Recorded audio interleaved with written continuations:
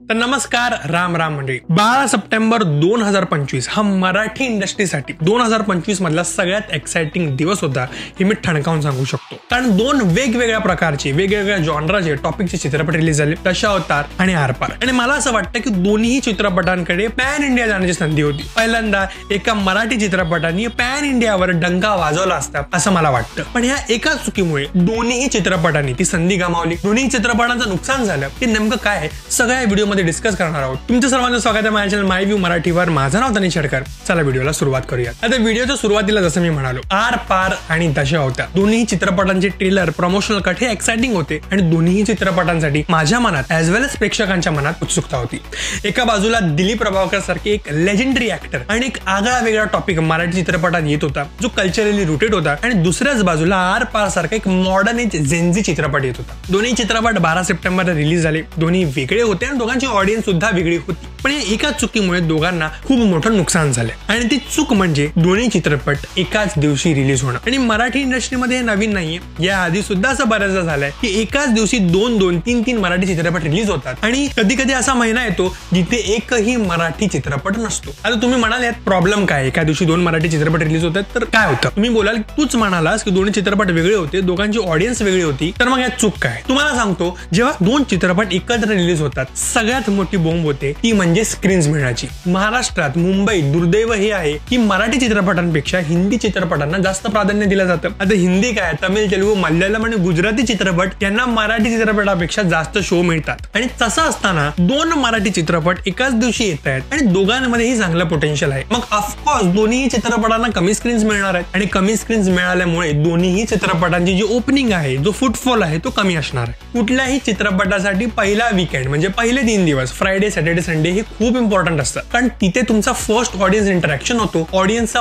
पहिला verdict word of mouth बाहेर पडतो आणि त्यानंतर ऑडियन्स डिसाइड करते की बाबा पिक्चर चांगला आहे, लोकांकडून चांगला ऐकतोय, आता आपण हा चित्रपट बघायला पाहिजे. आणि ग्रॅज्युअली तुमच्या चित्रपटाचं कलेक्शन इन्क्रीज होतं. पण जेव्हा दोन मराठी चित्रपट एकत्र येतात आणि इतके सगळे इतर भाषेंच्या चित्रपटांचा जेव्हा कॉम्पिटिशन असतो, मराठी चित्रपटांना स्क्रीनच मिळत नाही. आणि तसंच कायचं झालं आर पार आणि दशावतार या चित्रपटांच्या केसमध्ये. म्हणजे मी पहिल्या दिवशी चित्रपट बघणारा माणूस आहे आणि पहिल्याच दिवशी बघून चित्रपटाला रिव्ह्यू करतो. पण माझ्या इथे या चित्रपटाचा एकही शो नव्हता आणि जिथे हा शो होता वेगळाच ऑड टाइम होता. म्हणजे रात्रीचे 8 वाजता, सकाळच्या 9 वाजता. आणि त्यामुळे मला हा चित्रपट पहिल्या 3 दिवसात बघायलाच मिळाला नाही. म्हणजे तुम्ही विचार करा, एक प्रेक्षक जो चित्रपट बघण्यासाठी उत्सुक आहे, त्यांना पैसे देऊन हा चित्रपट बघायचा आहे पण त्याच्याकडे शोजच नाहीये चित्रपट बघण्यासाठी. आता यामुळे चित्रपटाला नुकसान होणार नाही का? तुम्हीच सांगा. आता खूप लोक म्हणतील की दशावतारचं कलेक्शन चांगलं आहे, 5 कोटींचं कलेक्शन केलंय, पण मला असं वाटतं की दोन्ही चित्रपटांकडे पॅन इंडिया जाण्याची संधी होती. 5 करोडच्या ऐवजी दशावतार हा चित्रपट 10 करोड कमवू शकला असता इररिस्पेक्टिव्ह ऑफ द रिव्ह्यू. आता तो चित्रपट कसा आहे आणि कसा नाही त्याबद्दल मी डिस्कस करणार नाही, पण प्रेक्षकांना चित्रपट आवडला हे नक्की. आणि त्यामुळे चित्रपटाने इतक्या कमी स्क्रीन आणि इतक्या कमी शो मध्ये असताना सुद्धा 5 कोटींचं कलेक्शन केलंय. मग तुम्ही विचार करा, या चित्रपटाला जास्त स्क्रीन्स मिळाले असते, थोडं जास्त चांगलं प्रमोशन झालं असतं तर हा चित्रपटाच कुठच्या कुठे पोहोचला असता. मराठी चित्रपटाचा दुसरा प्रॉब्लेम हा आहे की हे चित्रपट बरोबर प्रमोटच करत नाही. म्हणजे लोकांपर्यंत पोहोचतच नाही की तुमचा चित्रपट आलाय.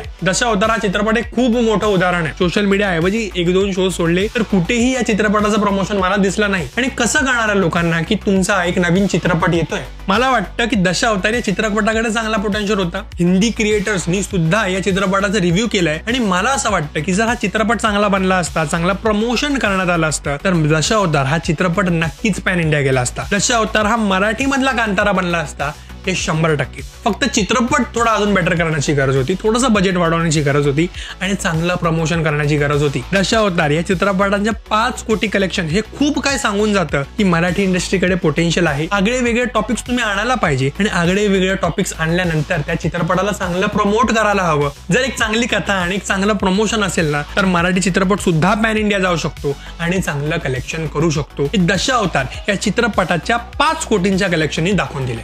मला असं वाटतं की दशावतारकडे एक सुवर्ण संधी होती पॅन इंडिया जाण्याची, पण एकाच दिवशी तो चित्रपट रिलीज केल्यामुळे, चित्रपटाचा कॉन्टेंट थोडा वीक असल्यामुळे आणि प्रॉपर प्रमोशन न केल्यामुळे त्या चित्रपटाने ती संधी गमावली. आता बोलूया आर पार बद्दल. आर पार ही modern days Gen Z love story होती. ललित आणि ऋता हे यंग आहेत आणि त्यांचा एक यंग मुलांमध्ये एक फॅन फॉलोइंग आहे, मराठी तरुणांमध्ये एक फॉलोइंग आहे. आणि अशा वेळी आर पार सारख्या चित्रपटाकडे एक चांगला पोटेन्शियल होतं. आता खरं सांगायचं झालं तर आर पार हा चित्रपट मला दशावतार या चित्रपटापेक्षा जास्त बेटर वाटला. मी स्टोरी कम्पेअर करत नाहीये, मी डिरेक्शन वाईज सांगतोय. आणि जर 12 सप्टेंबरला आर पार हा चित्रपट दशावतार सोबत रिलीज झाला नसता, सेपरेटली झाला असता आणि चांगला प्रमोट करण्यात आला असता, तर मला वाटतं की आर पार सुद्धा पॅन इंडिया जाऊ शकला असता. हे 100%. आर पार या चित्रपटामधले जो ललितचा कॅरेक्टर आहे थोडा कबीर सिंग सारखा वाटतो, थोडा अॅनिमल सारखा वाटतो आणि आपल्याला माहिती आहे की या चित्रपटाने हिंदीमध्ये किती चांगला बिझनेस केलाय. तर या चित्रपटाला परफेक्टली मार्केट करण्यात आलं असतं, चांगले स्क्रीन्स मिळाले असते आणि जर क्लॅश झाला नसता तर कदाचित आर पारनी सुद्धा चांगला कलेक्शन केलं असतं,